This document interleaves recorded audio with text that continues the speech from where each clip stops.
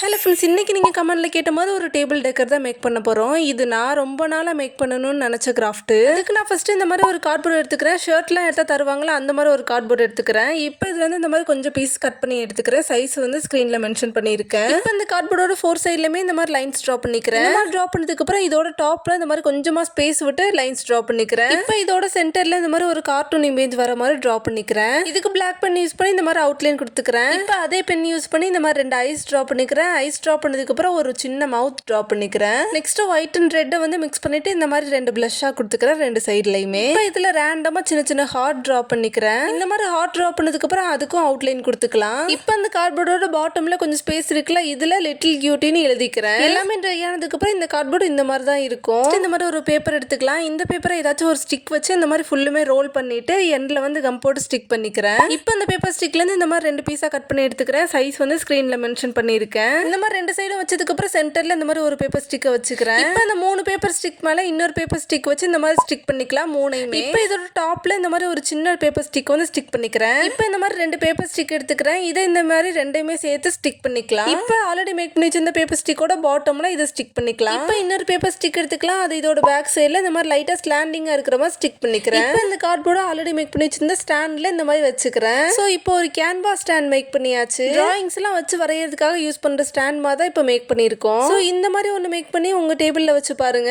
ரொம்பவே க்யூட்டாக இருக்கும். அண்ட் இந்த மாதிரி கார்ட்போர்டு யூஸ் பண்ணி மேக் பண்ணுற கிராஃப்ட்ஸ் எல்லாமே கார்ட்போர்ட் சீரிஸ்ன்ற பிளேலிஸ்ட் ஸ்டார்ட் மேக்க தேவைன்றவங்க செக் பண்ணிக்கோங்க.